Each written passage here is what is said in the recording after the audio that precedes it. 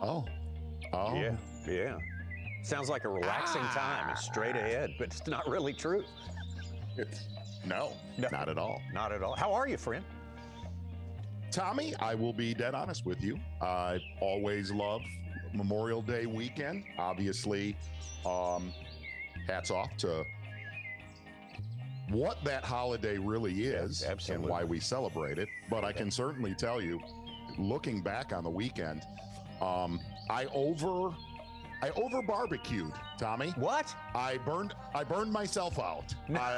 We had a whole house full of Italian leprechauns and their girlfriends. Oh, man. And I looked at Karen on Monday and said, I don't want to look at the grill until the 4th of July. I'm done. I'm done. Was it 100% beef, or did you throw some chicken in there for people's personal preferences and stuff like that? I would say for the most part beef. We did 20-pound-and-a-half ribeyes Saturday. Nice. Backed it up with smash burgers Sunday, and then I think I grilled the better side of 30 hot dogs and brats on Monday, and I'm done. I'm done. We had some hot dogs. Yeah, did some hot dogs yesterday. We had sort of eaten the weekend previous, the days Saturday and Sunday previous. We had eaten out of control, so we just dialed it down to out of control. Yeah, out of control. So you ready to go with the TnZ for today? I think I am. We got basically, we have about a week and a half to decompress since the Sabine River. Yeah. Wonderful tournament, an actual fishing tournament. We'll get to talk about that. And finally, the arrival of Pat Schlapper that we've waited for him. Right. And Mercer filled me in on a lot of this stuff because, he helped us out with the live because we were down there in his territory on site there. And he said, Pat, and I wasn't aware of this, is very highly thought of in that part of the world, which is closer to you than it is to me, right? We're gonna tackle that because he was, his rookie year on the Bassmaster Elite Series, we were warned of this dude and what he could do on the water. So we're going to tackle a lot of Pat Schlapper today. All right. And also... Said me never. Okay, I think it's time. Like you said, it's about time. We're also going to talk about how roles were flip-flopped in this tournament as far as kind of what you're known for and what you're not known for. You had to show in some cases that you could do the other thing really well, and it actually happened. It actually went down that way. That you could actually go bass fishing, right? Yeah. And obviously, two of the known shiners on the Bassmaster Elite Series, always at the top of the standings. You look at Koya Fujita, you look at Taku Ito, and we're going to jump into the whole top 10. There was a lot of different stories that came out of the Sabine River that I thought, as an outsider looking into the tournament, I never saw coming for this event. All right. Never. Yeah. One other thing we're going to do that we'll mention now in our little tease section right here is that we are going to get way ahead of ourselves and start talking about the 2026 season. But it's really not inappropriate because what are we going to do next year in terms of how people are going to fish and what tools they'll get to use is kind of important. Or what tools they won't be able to use potentially. And interesting that there is nothing set in stone right now, but the anglers are definitely leading a leading voice in having some say in that decision. And I actually passed an idea on to some of the folks at Bassmaster if certain things should happen with forward-facing sonar and not forward-facing sonar. Basically, it's going to be a total hypothetical conversation. You've had a brainwave, though. You have had a brainwave, and we're going to find out all about that. That's looking good. I like that lineup, and that and more coming up today on TnZ. But TnZ does not fly. Those wings back behind you don't fly unless we take care of some important people. And Tommy, we're going to start off with Luz, Strike King and Luz. We're going to start off with Luz. Number one, a big hats off. Cale Stevens, our winner before the Sabine River. Tommy, we don't get to pat ourselves on the back very often, by the way. Our picks for the Sabine River, very solid. Very Kyle good. Welcha, Hunter Shryock. Right. I think that's the first time this entire season we had some anglers in the top 15. Top 50? Oh, 15. Yeah, exactly. 15. No, you actually won. Welcher made the top 10, and Trock was just one out, I think. So we did good. We did good. So check this out. Something coming out from Lou's Fishing. If you could see that right there. That is a rod. That is actually a rod that is a limited edition. There's 500 of these made. In fact, they even have a labeled number. If you can see that, this is one, I think it's 144 out of 500. Okay. Bass Pro Shops is going to be the outlet for this rod. It's a rod that I actually worked on. I started working on this rod about a year and a half ago. Total bladed, and for any of our bladed jig friends out there, I think this is one of the finest bladed jig rods. And here's what's funny was, right when we got it set in stone, okay, it's 7 foot 4 inches. I would say it's got a very soft tip, a lot of backbone, Tommy. And what was funny was I went to Mr. Pat's, and right when we finalized the correct action, I swung one in the boat and shattered the rod into 100 pieces and called Lou's and said, hey, can you make me about another half dozen of those rods? Well, lo and behold, they did 500. That will be available in the next few weeks. So here's what I want to do with this rod. Here's what I want to do. Whoever goes to my social media, I'm going to post a picture of this. Again, 7 foot 4 Mark Zona bladed jig rod. And this is all I want you to type when I post the picture. Lemmy crack the whip, old boy. Okay. Lemmy is L-E-M-M-E, and old boy is O-L-B-O-Y. Lemmy crack the whip, old boy. That's all you got to do. Okay. You can end up like Cale Stevens. And Tommy, I have a feeling there is potential you're going to win one of these. You have been drastically off on some of the grammar with our little prize contest. I think I remember the spelling now, so I think that I may be in the pool this year. So, but I especially want to be, because that obviously looks like both a collector's item, limited edition collector's item, and something you can get practical use out of. Yes, and in all honesty, I would say, again, if you are a bladed jig fisherman, not only a bladed jig, almost like a big plug rod too. Like if you throw a hybrid hunter, maybe if you throw a big topwater bait, it has all of that action for heavier line, 20-pound fluorocarbon, all the way up to different braids. I spent a lot of time on that rod, and I think whoever gets one of those 500, very, very, very happy. Absolutely. Lose 7 foot 4. I fully agree with that. Okay, well, let's move on. Let's move into News Nothing Nugget. As we say here, and the man of the hour is right now in the world of bass fishing is Pat Schlapper. And Pat Schlapper, and of course, leading up, setting the stage for that, Pat Schlapper had to, like everyone else, make a big adjustment in the way you view the basis of the tournament, what the tournament is going to be made of in order to be successful there. Yes, and really looking at, it's almost like he rode the wave of day number one, looking at those, as he called them, looking at those pipes. And this is a dude, here's what's funny. When he came to the Bassmaster Elite Series, I've got a lot of friends in the state of Wisconsin, Minnesota, that said, hey, man, this dude is real deal, all around real deal. And if you kind of looked at the way this tournament transpired after he pretty much burned up, like I said, those areas that he called the pipes. And that's a known area on the Sabine. We've covered tournaments where guys have fished that every single time that we've been to the Sabine. It's when he pretty much went seat of his pants bassin'. When I tuned in on semifinal Saturday, caught a real critical fish, a 3.5 pounder, but it was being able to go on what I would call Bassmaster Elite Series autopilot. He kept checking that buzzbait bite.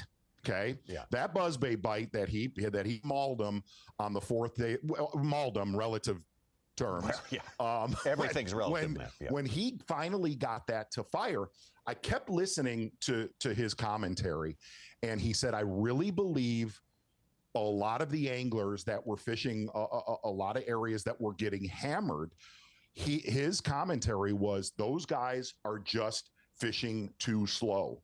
And when he was able to finally execute that buzzbait bite on Championship Sunday, what was interesting to me, that tournament, for the most part, that tournament was over by about 10 o'clock. And you saw Koya, and you definitely saw Patrick Walters making a move up the leaderboard. But just those small adjustments throughout this tournament, his bait selection, whether it was a jig, whether it was a drop shot on the pipes, and then transitioning and going for broke with a buzzbait. And by the way, I don't remember the last tournament that we had one on a buzzbait. One? It's been a minute. You may have to go back a decade to find that. I'm not kidding. It's been a minute or two. Yeah. But check out one other. If you really, dude, you look at a Jay Shakurit, you look at a Pat Schlapper, those guys are used to heavyweight tournaments throughout the state of Wisconsin, very, very grimy lightweight tournaments. But what the state of Wisconsin really offers all the way into Minnesota, a lot of folks that live in the South or live in the West that have never been up to that area, it's weirdly, eerily similar. I know this is a very, very strange comparison. It's very eerily similar to central to northern Alabama, where you have a lot of different looks as far as water clarity, grass, no grass. That entire state of Wisconsin offers not only some of the most prime heavyweight bodies of water, but it also offers the grime. Right. And that's the other thing, and we're going to tackle this a little bit in today's podcast. Dude, this was a fishing tournament that I heard this on stage, and we'll jump in here in a little bit, is all of us that have fished Tuesday night, Wednesday night, Thursday tournaments throughout the country are used to 8 to 10 pound tournaments for not a year or 2 years. People like Pat Schlapper have fished events like that his entire life. And one other stat, this kind of amazed me, Tommy. Yeah. In the money, 45 out of 56 entries. Yeah. That's real deal, man. That is real deal. I think he's made all his classics, and when he gets to the classic, he kind of jumps up there and throws a scare into people more often than he doesn't. Yes. I mean, he knows how to rise to the occasion, and he knows that he is shooting for the biggest prize. I think he fishes to win as much as anybody does out there. I don't think he ever fishes to just get in the money. I think that's just a side effect of that. I think he's fishing to win. You know, and really, watching the first couple years of his career, we've seen him shine at places like Toledo Bend. We've seen him shine at a Santee Cooper, where those were big weight events. And obviously he has proven he can jump in with the heavyweight tournaments. But for his first victory on the Bassmaster Elite Series, to be one of the toughest in the history of the Elite Series, if not the toughest, shows the dude has chops pretty much all over the map, because we have seen him perform with technology, with forward-facing sonar, but to really perform in a tournament that, dude, this was a mental beatdown,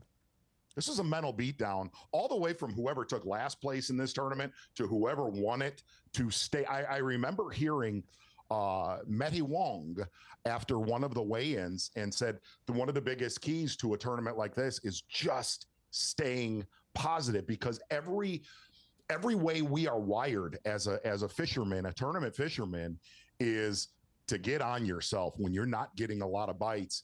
And you just felt like every day of this tournament, it was eventually going to happen for Pat Schlapper. I will go back to that 3.5 pounder though on semifinal Saturday. I was going to say it was like late morning and y'all were still on Fox. And I saw him catch that fish, and it was, I'm not going to say it was a random fish, but it was pretty random.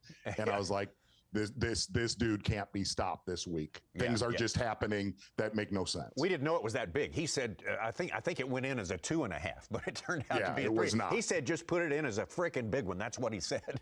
And somehow that translates to 2.5 right there. And that the other key fish was the next day, that morning, when he caught that 2-pounder right between those two little sticks, little isolated cover right there. And that sort of, everything's been about that for him during that tournament. I mean, there were just 2 little bushes under those pipes, that sustained him, the first day and a half, too. Yes, and if you, again, it was funny, obviously not going, for the most part, he deserted those pipes really after, for the most part, I would say, pretty much the end of the day, Friday into Saturday. Yeah. And then he was, again, very natural, seat of his pants, and it worked.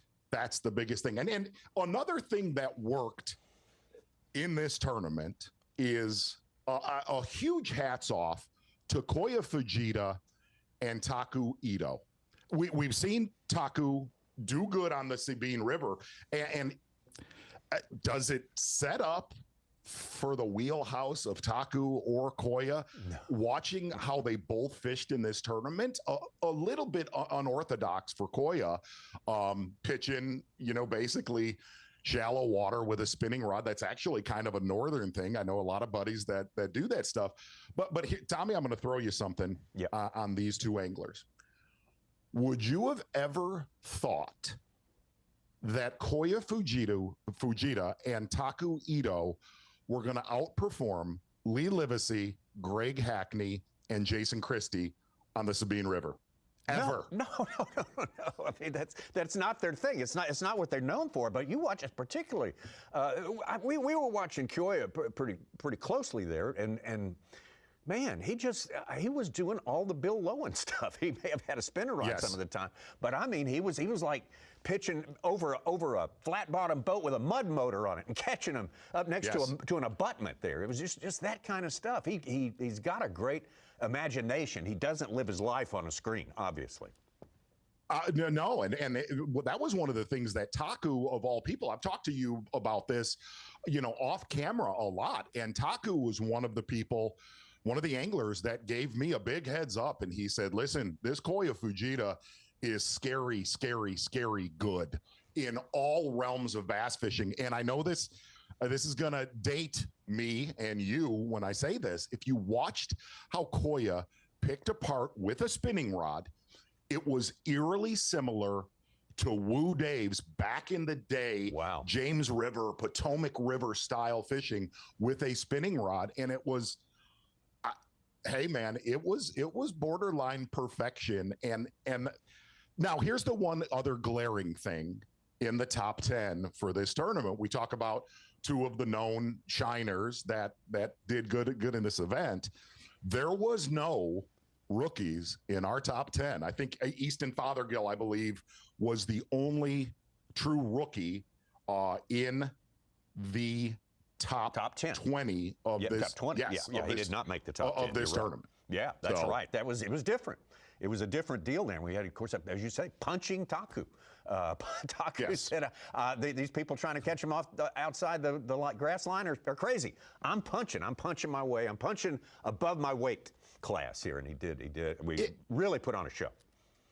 And it was good to see Taku fishing like that.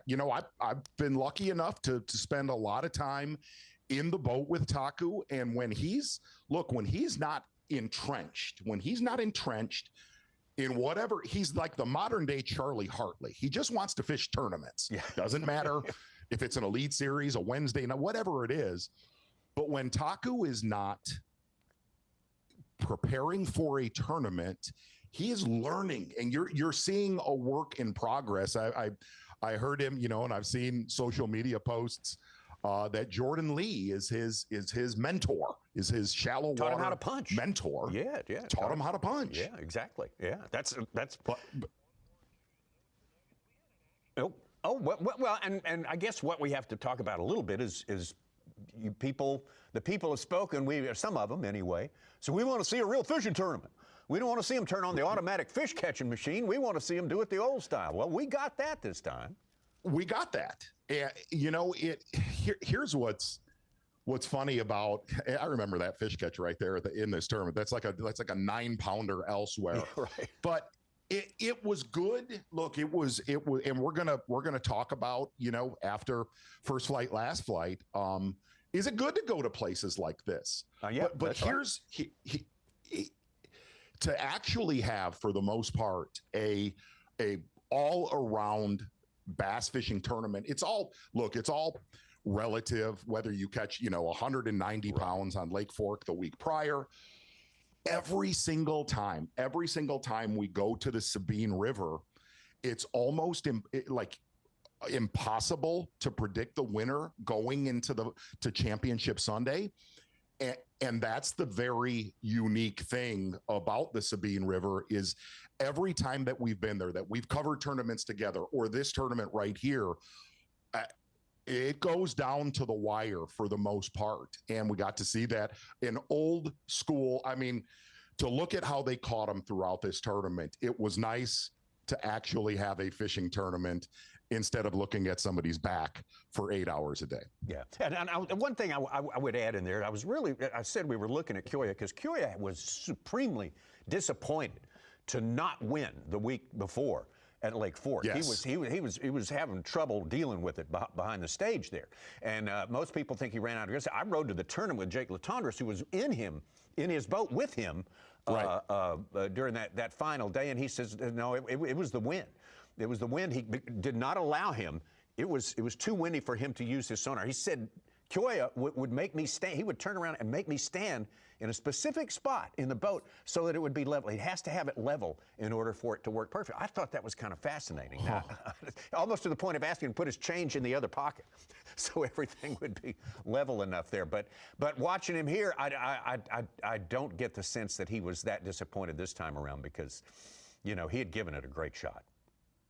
Absolutely. And the last podcast that we did, we fully expected Kyoya in some way, shape, or form to catch 30 to 40 pounds the final day at Lake Fork. Like, it was just gonna happen. Like, you knew that lightning was going to strike, and it really never transpired. The one other thing that I wanted to say about this tournament is Taku loves this kind of tournament because he's made Taku's a bank fisherman. When he would fish in Japan, he said he was a Japanese movie star and would make YouTube videos fishing the bank for bass that were about that big. Yeah. That looked really big on the screen, but it as much as we've seen anglers like Taku perform in heavyweight tournaments, 100-pound tournaments at Lake Ontario and stuff like that, obviously his growing up and looking at Akoya Fujita, a lot of what they've taken from Japan, Taku will tell you, has been applied on the tougher fisheries that the Elite Series has faced. Absolutely. One quick other Taku note. He gave us a little treat on the final day. I don't know if you noticed this, but he went back to that old broke-down bridge that he just worked over the last time we were there. Spent a whole day fishing every little nook and cranny. He didn't spend much time there, but it was fun to go back there. And I finally figured out what I was looking at there, and it was a nice little throwback moment.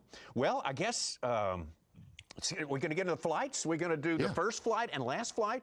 That's coming up now. So who's in your first flight as it stands at this point in time, 2025? And I think it's time to really look. We're on the last 3 innings of the Elite Series season, basically right now. Yeah. And you could not ask for a better Angler of the Year race than we have lined up. And I really thought the Sabine River was going to be the X factor for the Angler of the Year. And it almost seems like everybody, at least at the top, pretty much held par for the Sabine River. And I believe it's going to make Lake Tenkiller the true X factor for this season. We're going to talk a little bit. I did a little bit of homework, Tommy, for the Tenkiller tournament. Good. First flight, we're going to stay with number 4. We're going to go with Patty Walters, hanging in there. No, that's number one right there. That is Jay Shakurat, number one. We can start at one. Sure. Leading angler of the year. Jay Shakurat is my number one.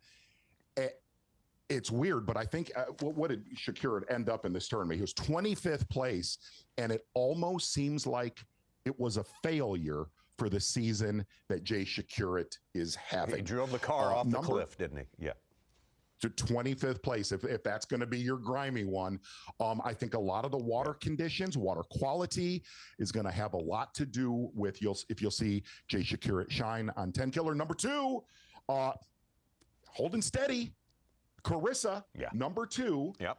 You look at Chris Johnston is second place in Angler of the Year. His anchor, Carissa's anchor right now, is none other than Corey Johnston in a dismal 24th place down in the Angler of the Year standings. But the one thing to kind of look at is where we're going. I hate to say this, where we're going, they don't have this year, Tommy, they don't have the joy of that Lake Ontario on the schedule where, look, they're both going to be in the top five every time we go there. Oh, yeah. Lot of work to do yet for Chris Johnston, but still creeping around. He's number two on my first flight. Okay. Number three, again, but I had a little jockeying in here, a little bit of jockeying in here. I'm going to hold Trey McKinney in there. Fourth place, Angler of the Year. Absolutely, like pretty much Chris Johnston, Jay Shakurat, unstoppable. Yeah. The dude is absolute.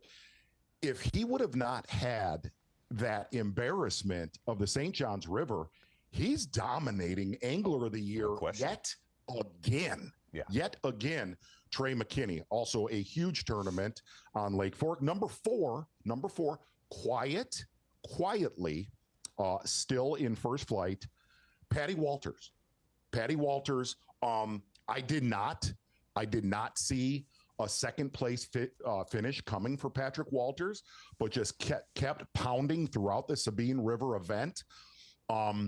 Again, I think the X factor for pretty much every single angler that I just named in my first flight is going to be that Tenkiller, because those other anglers are going to catch them, St. Clair, and then especially when we go to the Mississippi River, first flight ending with Patty Walters.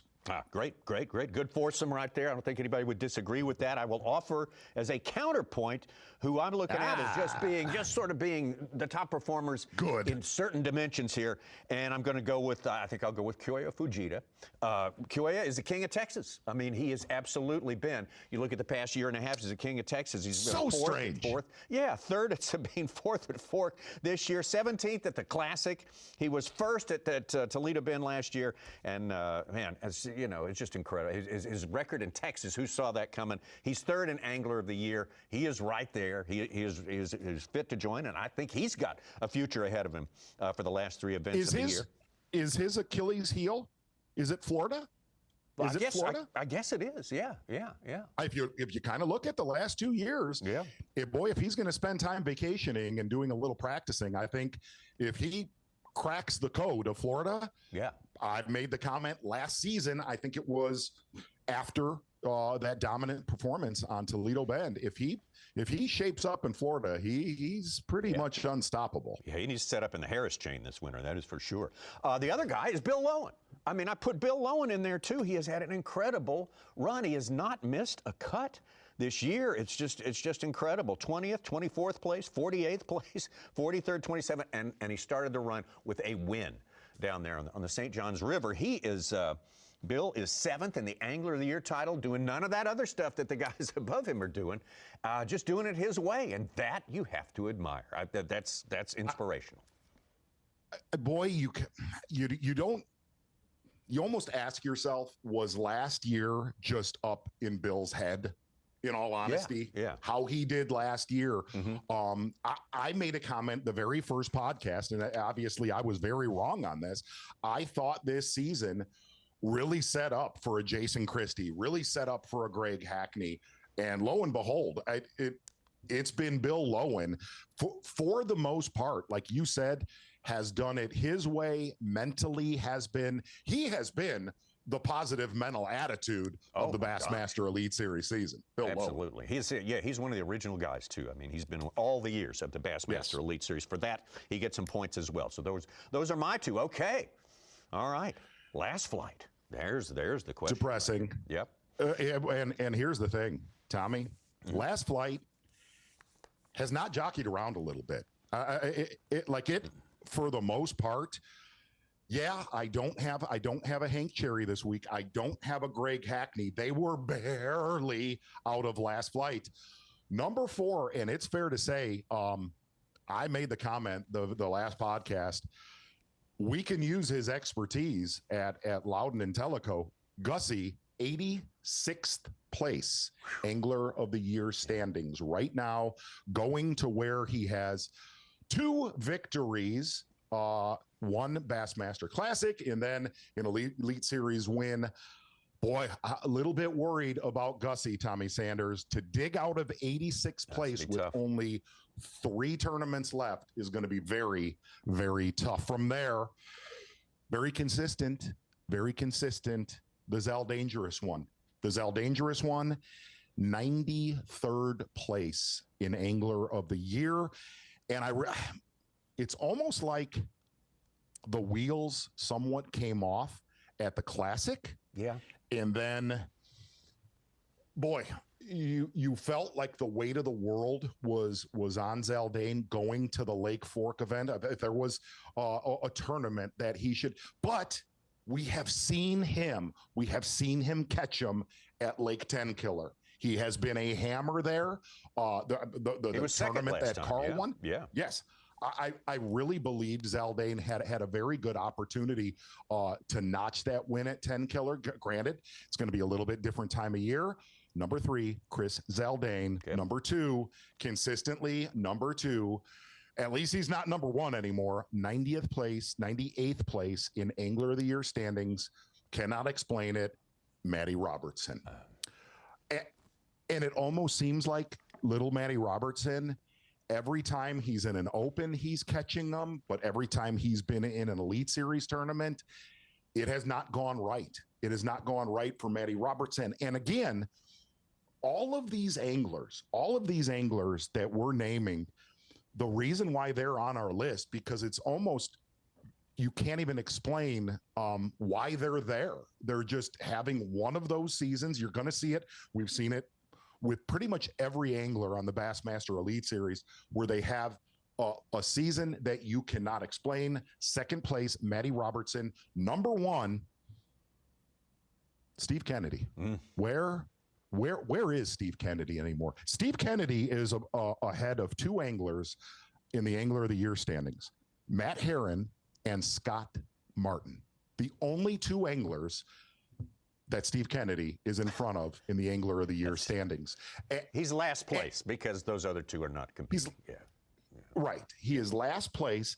And we've gone to places this year that, dude, Steve Kennedy, there was a stretch where it seemed like Steve Kennedy was pretty much in Championship Sunday every single Elite Series event. Number 1 on last flight, 102nd place. Steve Kennedy. Steve Kennedy. That's hard to figure out. That's a head scratcher for sure. I'll always offer one guy, and mine has not changed this week either. It is your guy. No. Mark Zona. It's my guy. It is Kenta Kimura. Kenta now did a big turnaround last time at Fork. He caught 3 pounds and 4 ounces on day 1, turned around and caught 31 pounds and 7 ounces on day 2. I thought, great. Here we go. I think I still have to keep him there after that tournament, but he'll certainly, he's come out of it. He's going to go down to the Sabine and just rail on him. And he did make the cut, but just barely by a single spot there. And that wasn't enough to get the job done. The fact that he's in 82nd place for Angler of the Year, he's so much better than that. I think he's way better than that. And I signed him to the last flight till he proves that he's going to get it going and get it going strong. He can still salvage something this year. I don't know what, but he can do it. I was so close, and I'm not going to reveal who I picked.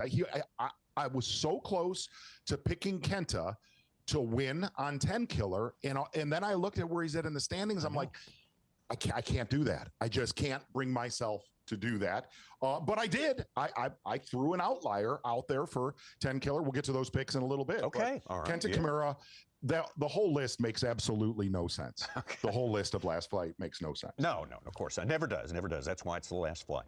Well, we got some other stuff to look at now. We got a little that.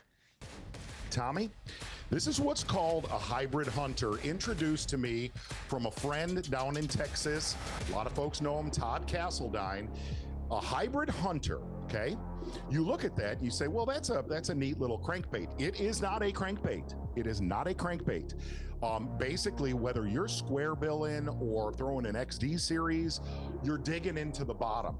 That is not the case with a hybrid hunter. And I taped a show a couple weeks ago, if you remember, Tommy Sanders, Lake Onondaga in downtown Syracuse, New York. Many times we went there.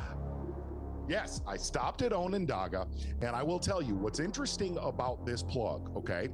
They have two sizes. This is the bigger size, but basically, if you look at that L-shaped lip, here's a beautiful thing about a hybrid hunter, Tommy. It's virtually weedless, okay? Does not dive down like that, does not dive straight down and dig in the bottom. You're using this where you would use a thunder cricket, where you would use a bladed jig. And what was funny was on Onondaga, after I would tune them up with a thunder cricket, a bladed jig, or I would catch them on basically a regular structured jig, you could reignite a lot of those grass fish with that hybrid hunter. The other thing about a hybrid hunter, it's a feed up bait. And what I mean by it doesn't dive, it's almost like it runs horizontal in the water column. Again, if you're fishing tournaments, you're fishing for a big bite, and you are fishing in grass, 20-pound line, hybrid hunter. And here's what was amazing about this little player 2 weeks ago.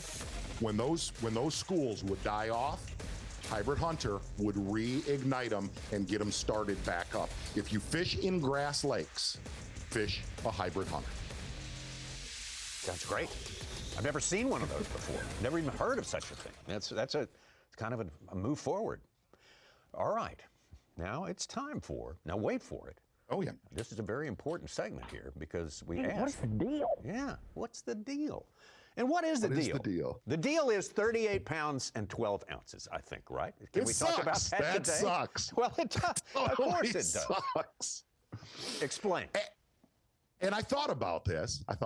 We've covered so many tournaments on, the Sabine River. What was the one place that sucked that Kevin Short won? Where was that? Oh, that was at Fort Madison, Iowa. You remember you and I went back into the jungle. It was this terrible boat ride, very dangerous. We saw a guy with it thrown his co-angler off onto the bank. We passed that scene as we went back in there, found him finally on a big downed, looked like an old cypress tree. And he had his little shallow crankbait, and he spent the whole day running it up and down that tree, and we sat there like dummies and watched it. But he won the tournament doing that. What is the deal? On the tournament. Yeah. And here, so the what is the deal? You can run that out because every time, this is really bizarre, but for what is the deal? Is it good? Is it good for bass to go to venues like the Sabine River, like a Fort Madison, Iowa? Okay. I think there was what was the one in Wisconsin? Wissota? Wissota, Lake Wissota. That sucked. Yeah. That was painful. Yeah. But here's what I really thought about during this tournament, Tommy, is we all tend to dread it before the tournament. And then when it's over, you're like, hey, that was okay. It's all right. That was all right. Yeah. Right. Yeah.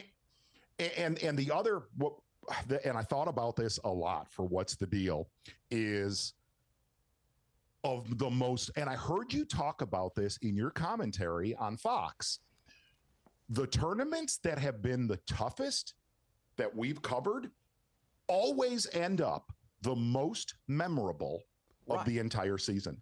They give us a better idea of the character of the fisherman and really how hard they work and what kind of disappointments, because they're faced with every kind of disappointment, everything that makes you frown, you get during the course of one of those tournaments, and you have to persist. the other look, the crowds at Sabine are great, and the folks down there are fantastic. Is it somewhere? Is it a destination that you're going to drive by Lake Fork to get down to the Sabine and go into Taylor's? Probably not ever. Probably not ever. No. But a tournament like this, and this is not a tournament like this, is what, and we talked about this earlier in the podcast. It's what every one of us has run into in a Wednesday night or a weekend tournament on a lake that is tough and grimy, and you have to make bass fishing adjustments. And that is exactly what happened in this tournament. It was the best fishermen won this event. Yes, so absolutely. I fully agree. And you mentioned this earlier in this show here today. I mean, and I'll put it this way. If the mission of Bass, one of the main missions, is to teach people how to catch more fish, there's a lot of people who face a situation like, far more people who face a situation like this every time they get their gear and go out fishing than a thing where you're going to catch 40 pounds in a day. And I was very, when I would tune into the weigh-in semifinal Saturday, granted on semifinal Saturday, the anglers made money, so they're in a good mood and stuff like that. But I was very interested in listening to a lot of the anglers that got on stage and said, no. I love tournaments like this. Like the reason I picked Kyle Welcher, he digs this. Yeah. Look, do you want every tournament to take 38 pounds for 4 days? Probably you don't not. Want everyone. It goes, I put this in the email to you and McInnes. It goes against Big Bass, Big Stage, Big Dreams. Like you can't be you can't be, popping off all weekend screaming Big Bass, Big Stage, Big Dreams. No. It's a different thing. But it's good to be in the mix, right? Yes. Yeah. 100%. I think it 100%. Is. One thing I got to do down there, we never get to go out, actually got to go on site for this tournament here. We haven't gotten to do that for 10 years. And going down and talking to each of the final 10 who are left on that last day, they were overjoyed. They were beside themselves with anticipation. Everyone was happy. Everyone couldn't wait, and we're so happy it was this kind of fishing. Now, I saw Pat Schlapper first, and his eyes were about that big around. He was on so much adrenaline, it was unbelievable. He was he was ready to go, and it showed. And it was, when you talk about that, it's a very squirrel, your term, a squirrel juggling razor blades, because everybody in that top 10, it was not given that they would even catch a keeper. Like, dude, when you go out on Lake Fork and you're on the top 10, somewhere during the day, there's a pretty good chance you're going to climb on them. That was not the case in a tournament like this. This is a tournament where you're going out potentially leading or in the top 10. You're going out to the unknown every day you launch your boat on the Sabine River. The unknown, if you're going to even click that live well on throughout the day.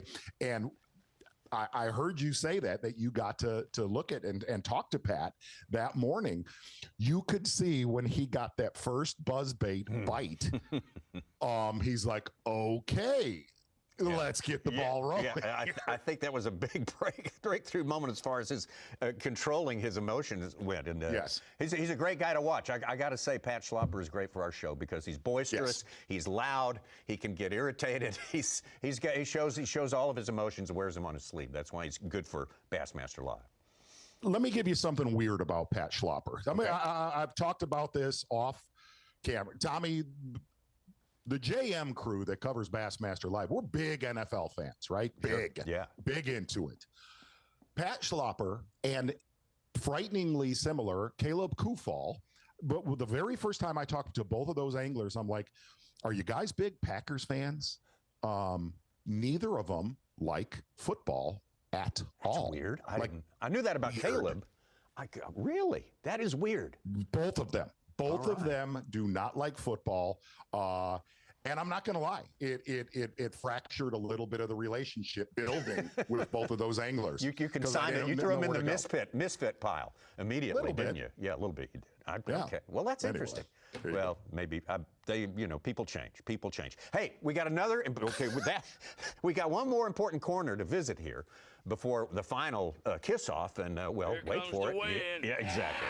Right now. Exactly. We are going to weigh in. Exactly. We are going to weigh in. Happy right there. We are going to weigh in, and we tease this. We're going to talk about how we're getting ahead of ourselves by planning for the 2026 seasons. We're not really. We need to talk about what's coming up because there's some big questions out there in the world of top-level professional fishing, and a lot of figuring and calculating and voting or preparing to vote. Lobbying is going on right now.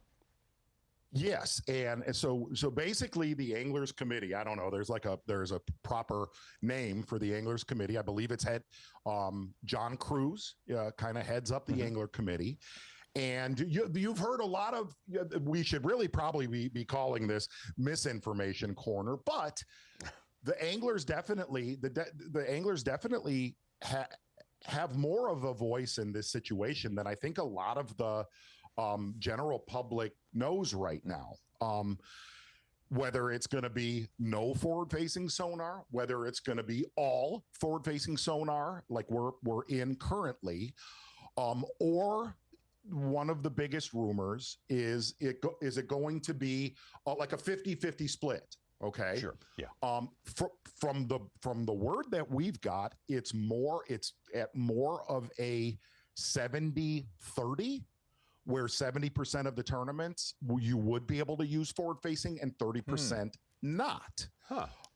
So that's look, again, none of this is set in stone right now. I want to say, and you might be able to correct me on this, I think they have one more meeting about the 2026 season prior at least to the Tenkiller event. At least one more. Yeah. So, okay. Yeah. So still yet to be decided.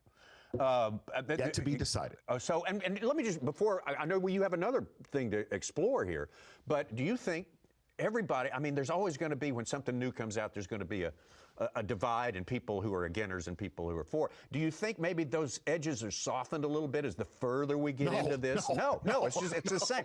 Well, now, is it going to get, like all technology, you think it's going to get easier. The guys who struggle with it right now are going to be able to see more. They'll be able to count the scales on fish. They're not going to have any trouble identifying fish once all this processing power goes up. All you got to learn how to do is just look at your screen and throw it 45 feet over there to an exact spot, without even looking. And you just learn how to do that. And, is it going to get easier in the future, or most people think no? Oh, you could, I've talked about this with you a lot. I've actually, not lakes, as big as a Hartwell, as big as a Toledo Bend, but I think fish will start to get more conditioned as time goes on. But so here's something I threw to some folks at Bass. I threw it to some of our coworkers.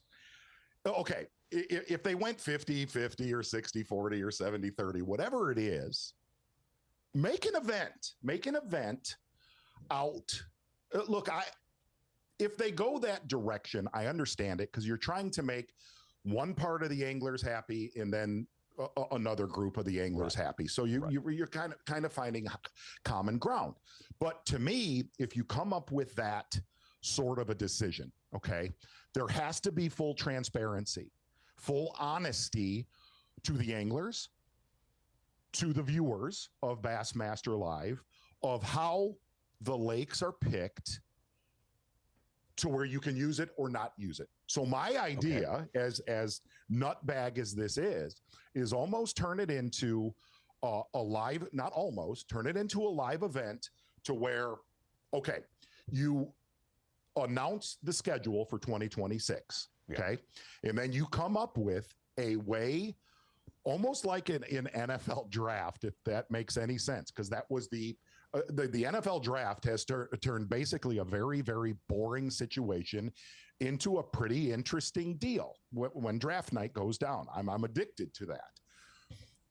When the schedule is announced, that you have the whole Bassmaster Live crew, and maybe, I don't know, that angler's board or whatever, that you have 9 ping pong balls, okay? Right. Whatever it is, and you are completely honest on what lakes next year will receive forward-facing sonar as a random drawing, so it's fair to everybody, and what lakes would not have it.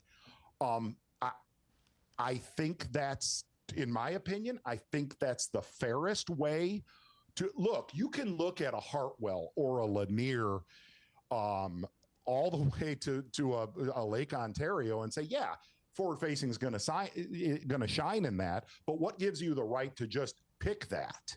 I think a random draw is maybe the fairest way. And not only that, it maybe softens the blow to both sides of the spectrum. Exactly. I know exactly. I was just thinking about Lanier. There. If you rolled out the schedule and said we're using forward facing at Lanier, I'd be like, oh, the fix is on. Oh, come on. Absolutely. Man. That's what they'd say.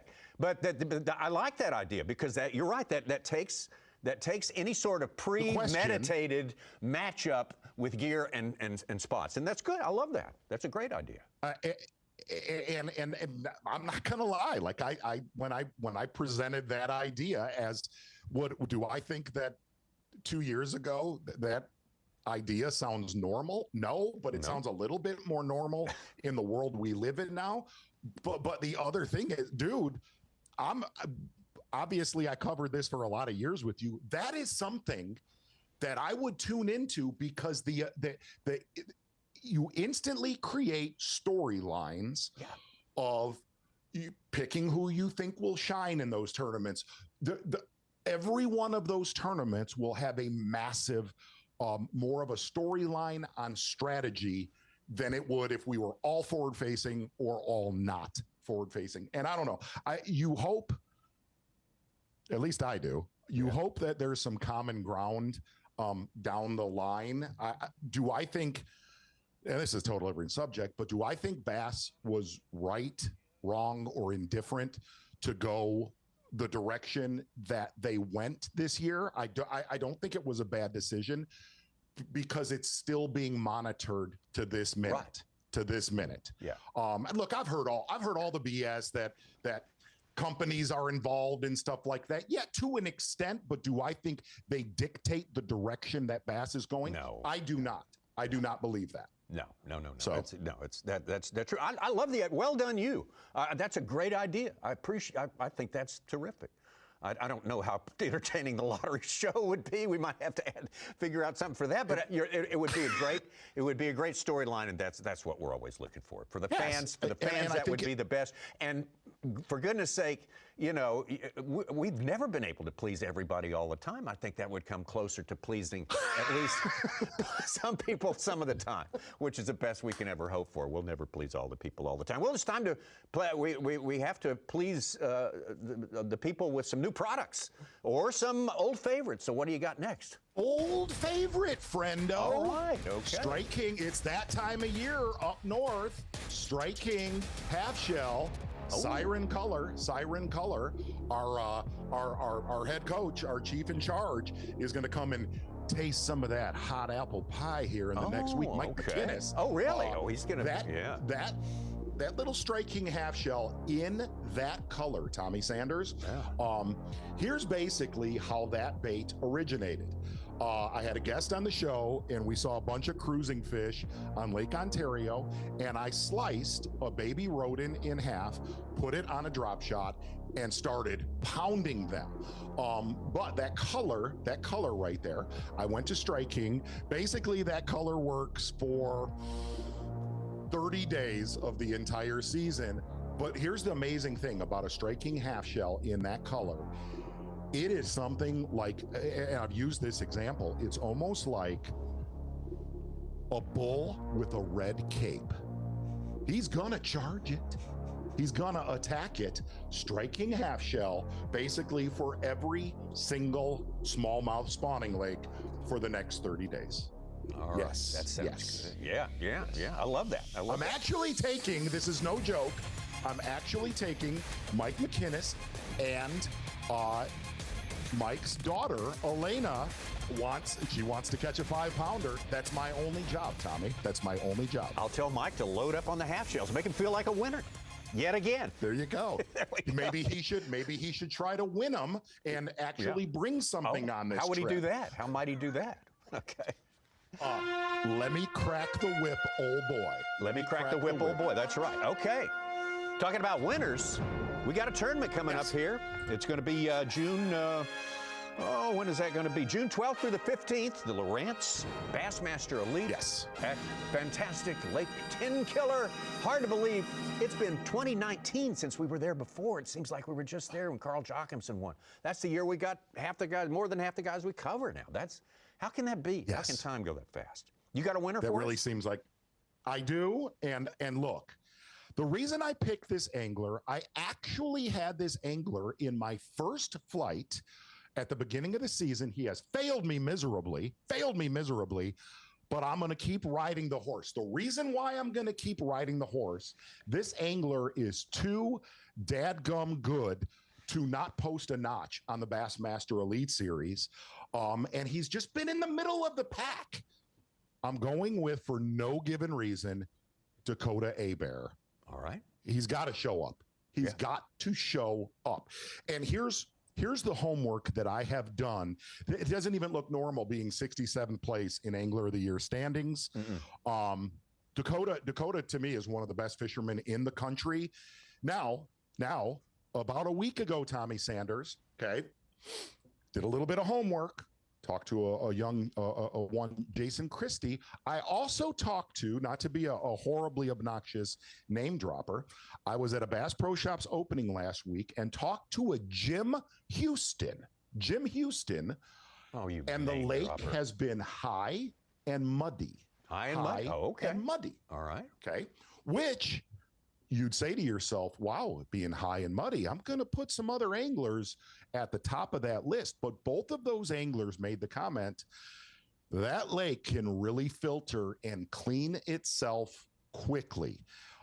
I think if we have a high muddy situation, or it stabilizes and gets to that nice green hue, hue for Lake Tenkiller this time of year, a lot of fish getting offshore.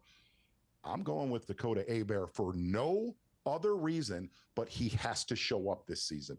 All right. Well, I'm proud of you for not picking Jason Christie, and I'm proud of me for not picking Jason Christie. I'm going to roll out my pick right now, and I think he finished second there the last time we were there, and I ran into him at the expo last Saturday, or Saturday before last, at the tournament at the Sabine, and he was not happy to be there. He was not enjoying that position. He would rather fish on that final day, and I think Corey Johnston is going to be my pick for Tenkiller. Okay. What do you think of that one? Corey, let me ask you a question. Have you not picked Corey multiple times this season now? Have I picked him to win a tournament? Maybe. I don't know. Maybe I did. I think I did, to be honest with you. I think we both have picked him once before. I think that's right. But Corey looks pissed off even when he's happy. So he might have enjoyed that tailgate situation there. Maybe so. I don't know. That's a good point. He just seemed, he in fact said that he, would rather not have been there. He'd rather be not fishing. Yeah. Yes. Yeah. I imagine so. He keeps it together, gets that balance between life and fishing, and gets it going. I think he's going to be right on the money. Right on the money when we get up there to Lake Tenkiller. Is it fair to say on the water, off the water? Corey's just a hot mess in a good way. Exactly. Perfect. Good, that's a great. Good yeah. I think that's a good place to leave it for today. How about you? Let's be done. All right. Let's be done. Well, let's have done with it. I don't know how this lasts so long, but it always does. I'll figure that out one of these days. Why that is, what that algorithm is that says we have to go for such a long time. But it has been a pleasure, as always, Mark Zona, and we look forward to seeing each and every one of you all next time. Yes, Tommy, and not only that, again, keep your eye on that Angler of the Year race, shaping up to be one of the best ones we've had in several years. Love you, bud. Love you. Right down to the last minute. Love you too, man. We will see you next time.